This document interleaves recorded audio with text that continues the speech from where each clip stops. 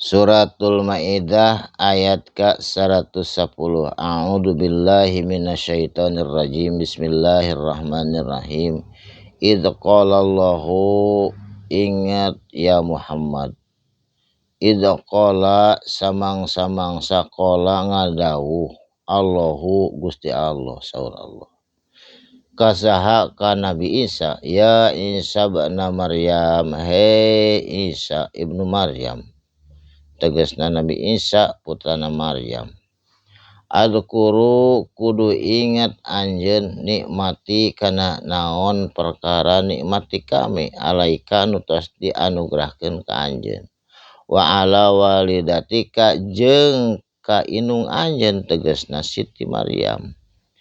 Id ayyadtuka samang-samangsa dikuatan ku Allah ka anjeun biruhil kudus ku Rohul Kudus ngalangkungan malaikat Jibril.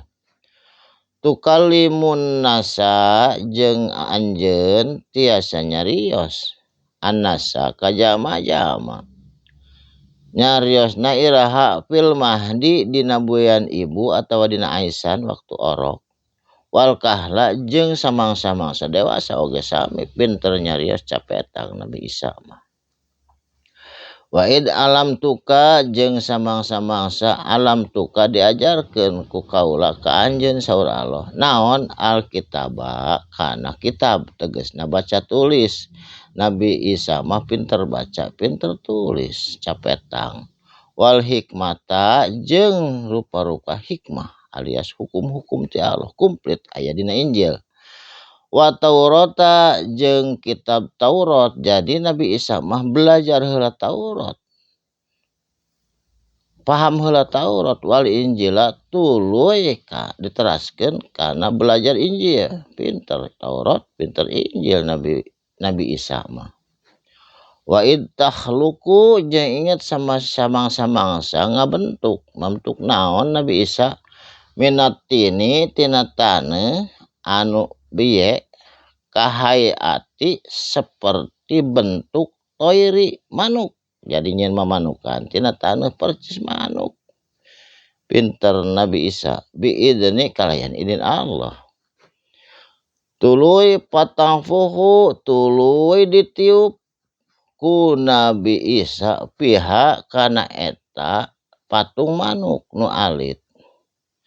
Patakunu maka bukti eta patung manuk jadi toiron, jadi manuk sabenerna, manuk anu bisa hiber.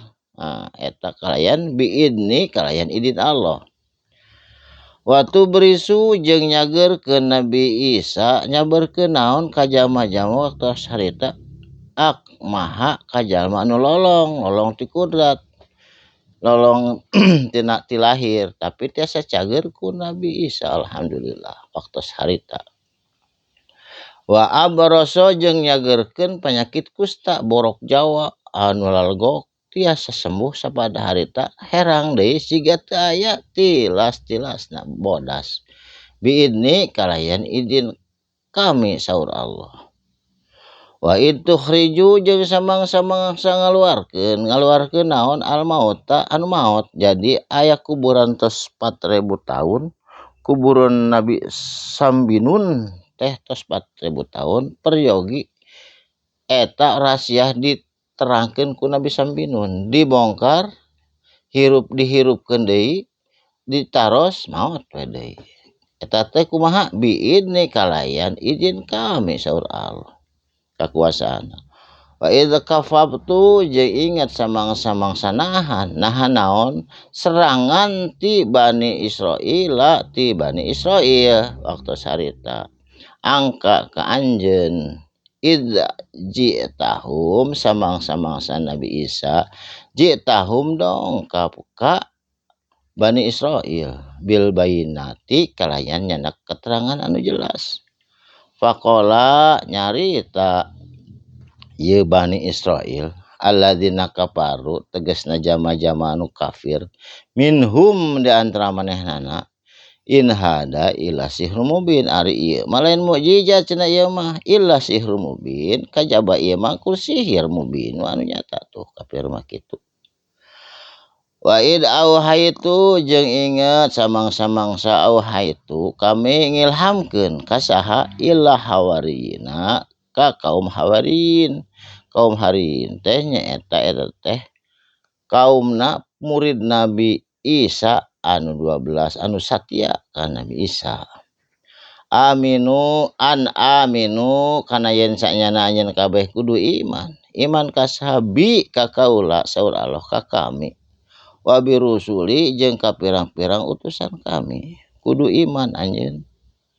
Qalu kaum hawariyun ngawaler amanna abdi sadayana iman washhad jeung nyaksiikeun bi anana kana yen sanyana ari kami sadayana muslimuna jama-jama muslim. Tuh Nabi Isa sareng murid-murid sadayana ge muslim sanes kafir muslim sami sareng urang. La ilaha illallah sami syahadatna ge Isa Rasulullah. Kituna mudah-mudahan urang kalebet jami-jami anu muslim anu mukmin anu muslim mukminah kacandak maot insyaallah. Amin ya Allah ya rabbil alamin. Shadaqallahul azim. Wassalamualaikum warahmatullahi wabarakatuh.